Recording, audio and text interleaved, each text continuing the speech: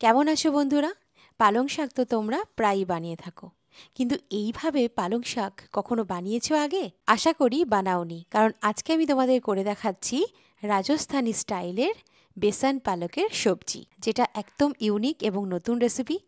বন্ধুরা, এটা বানানোও যেমন সহজ, আর একঘেয়ে পালং শাকের স্বাদকে এই রেসিপিটা একদমই বদলে দেবে। নমস্কার বন্ধুরা, শ্রীতমাস কিচেন বাংলায় তোমাদের সকলকে স্বাগত জানাই। তাহলে চলো একদম দেরি না করে ঝটপট শুরু করে ফেলি এই দুর্দান্ত স্বাদের রেসিপিটা। আমার এই রেসিপিটা যদি ভালো লাগে তাহলে ভিডিওটাতে একটা লাইক আর চ্যানেলটাকে সাবস্ক্রাইব করতে একদম ভুলো না। তো সর্বপ্রথম এখানে আমি 500 গ্রাম পাতা পালং শাক নিয়েছি। পালং শাকটা খুব ভালোভাবে ধুয়ে নিয়েছি। তো এবারে এটা এইভাবে মুড়িয়ে রাফলি চপ করে নেব। এই পালং শাকের জন্য তোমরা পালং শাকের পাতা ব্যবহার করো। তোমরা দেখতে পাচ্ছ পালং শাকটা আমার সুন্দরভাবে কাটা হয়ে গেছে। এর সাথে আমি নিয়ে নিয়েছি দুটো মাঝারি মাপের কিউবস করে কেটে রাখা আলু। আলুটা দিলে সবজির স্বাদটা অনেকাংশে বেড়ে যাবে। এখানে দেখো 10-12টা রসুন এইভাবে কুচি করে কেটে নিয়েছি। সাথে নিয়েছি একটা বড় সাইজের স্লাইস করে কাটা পেঁয়াজ।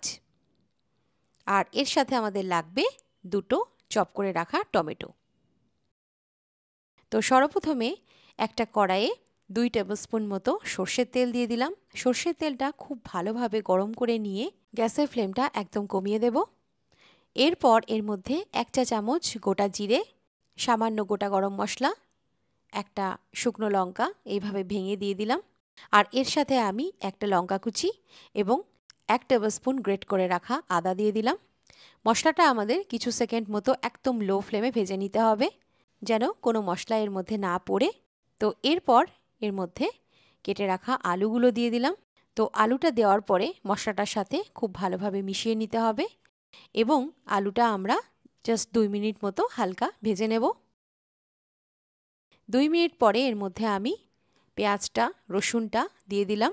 পেঁয়াজ রসুনটা আমি আরও 2-3 মিনিট মতো হালকা ভেজে নেব। 2-3 মিনিট পর দেখো পেঁয়াজের কালারটা ট্রান্সলুসেন্ট হয়ে গেছে, আর সাথে সাথে রসুনটাও একটু ভাজা হয়েছে।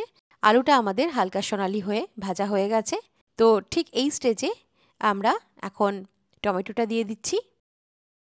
টমেটোটা দিয়ে এবার আমাদের টমেটোটা খুব ভালোভাবে কষিয়ে নিতে হবে।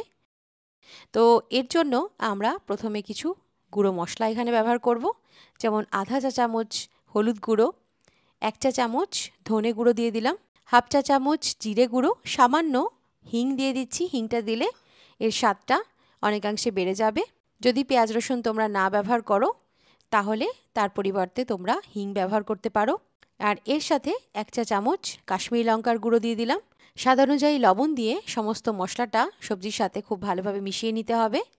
যেহেতু এটা একটু শুকনো টাইপের হয়ে গেছে, তো এর জন্য এখানে আমি সামান্য জল অ্যাড করে দিলাম এবং খুব ভালোভাবে মিশিয়ে নিচ্ছি। তো তোমরা দেখতে পাচ্ছ টমেটোটা আমাদের সফট হয়ে গেছে। ঠিক এই স্টেজে আমি সমস্ত কেটে রাখা পালং শাকটা অ্যাড করে দিলাম এবং পালং শাকটা দিয়ে মশলাটার সাথে খুব ভালোভাবে মিশিয়ে নিতে হবে। বন্ধুরা, পালং শাক খুব তাড়াতাড়ি কুক হয়ে যায়, তো এর জন্য তোমাদের বেশি টাইম দিতে হবে না। স্পেশালি পাতা পালং শাকটা বেশি তাড়াতাড়ি সিদ্ধ হয়ে যায়। তো খুব ভালোভাবে মিশিয়ে নেওয়ার পরে গ্যাসের ফ্লেমটা একদম মাঝারি করে এটাকে ঢেকে কিছুক্ষণ মতো হতে দেব। আর এই সময়ের মধ্যে চলো অন্য আর একটা গ্যাসে একটা প্যান নিয়ে নিয়েছি।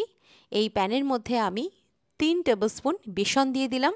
বন্ধুরা, আজকে আমি এই পালং শাকটা রাজস্থানি স্টাইলে বানাচ্ছি, তো এর কারণে আমি এখানে বেসন অ্যাড করব। তো দেখে নাও বেসনটা আমাদের কিভাবে ব্যবহার করতে হবে। বেসনটা আমাদের মাঝারি আঁচে জাস্ট 2 মিনিট মতো হালকা সোনালি করে ভেজে নিতে হবে। তবে বন্ধুরা, বেসনটা কিন্তু আমাদের নাড়াতে নাড়াতেই কিন্তু ভুনে নিতে হবে। এটাকে এই অবস্থায় কিন্তু ছেড়ে রাখা যাবে না, না হলে কিন্তু বেসন পুড়ে যেতে পারে। তো সেই কারণে তোমাদের মাথায় রাখতে হবে এটা একদম লো গ্যাসে জাস্ট 2 মিনিট মতো ভুনে নিতে হবে। তোমরা দেখতে পাচ্ছ এর কালারটা হালকা ব্রাউন হয়েছে। অল্প আঁচে শুকনো খোলায় জাস্ট 2 মিনিট মতো বেসনটা একটু ভুনে নিয়েছি। 2 মিনিট পরে বেসনের রঙটা ঠিক এরকম হলে গ্যাসের ফ্লেমটা বন্ধ করে দাও। আর এদিকেও দেখো এর মধ্যে পালং শাকটা আমার মোটামুটি সিদ্ধ হয়ে গেছে। সবজির টেক্সচারটা তোমরা দেখতে পাচ্ছ, ভীষণই সুন্দর লাগছে। তো এবারে এর মধ্যে রোস্ট করা বেসনটা অ্যাড করে দিলাম। বেসনটা দেওয়ার পরে সবজির সাথে মিশিয়ে নিতে হবে। তো বেসন সাধারণত স্টিকি হয়, তো সেই কারণে এর মধ্যে একটু জল অ্যাড করে দিলাম। তোমরা দেখবে জল দেওয়ার সাথে সাথেই বেসন খুব তাড়াতাড়ি জলটা অ্যাবসর্ব করে নেবে। খুব ভালোভাবে নাড়িয়ে নিতে হবে, আর প্রয়োজন মতো তোমরা জল ব্যবহার করবে। তো এবারে আমি এর মধ্যে কিছু ধনেপাতা কুচি আর কিছু কাসুরি মেথি অ্যাড করে দিলাম। বন্ধুরা, ধনেপাতা আর কাসুরি মেথিটা তোমরা একদম লাস্টে অ্যাড করো। ঢাবা স্টাইলে বানাচ্ছি রেসিপিটা, সেই কারণে আমি এখানে কাসুরি মেথি দিয়েছি। এই দেখো বন্ধুরা, আমার এই একদম নতুন রাজস্থানি স্টাইল বেসন পালকের সবজি তৈরি হয়ে গেছে। সবজির টেক্সচারটা তোমরা দেখতে পাচ্ছ। এটা মিডিয়াম ড্রাই টাইপের সবজি হবে। এটা তোমরা রুটি, পরোটা, লুচি, গরম ভাতের সাথে সার্ভ করো। দুর্দান্ত স্বাদের পালং শাকের একটা রেসিপি। এই শীতে তোমরা অবশ্যই এই রেসিপিটা ট্রাই করতে ভুলো না, আর আমাকে লিখে জানিও যে এই রেসিপিটা তোমাদের কেমন লাগলো। এই শীতে যদি তোমরা ঘরে বসে একদম রেস্টুরেন্টের মতো পালক পনির বানাতে চাও, তাহলে আমার ডেসক্রিপশন বক্সে আমার দেওয়া লিঙ্কে অবশ্যই ক্লিক করে রেসিপিটা বাড়িতে ট্রাই করতে ভুলো না। আমার তো লাঞ্চ একদম রেডি। আমার এই রেসিপিটা যদি তোমাদের ভালো লাগে, তাহলে প্লিজ ভিডিওটাতে একটা লাইক দিতে ভুলো না। তো এরকমই নিত্য নতুন রেসিপির আপডেটস পেতে এক্ষুনি সাবস্ক্রাইব করে নাও শ্রীতমাস কিচেন বাংলা এই চ্যানেলটাকে। পাশে থাকা বেল বাটনে ক্লিক করতে ভুলো না। তাহলে চলো, দেখা হচ্ছে আরও একটা নতুন রেসিপির সাথে। সুস্থ থেকো, ভালো থেকো, ধন্যবাদ।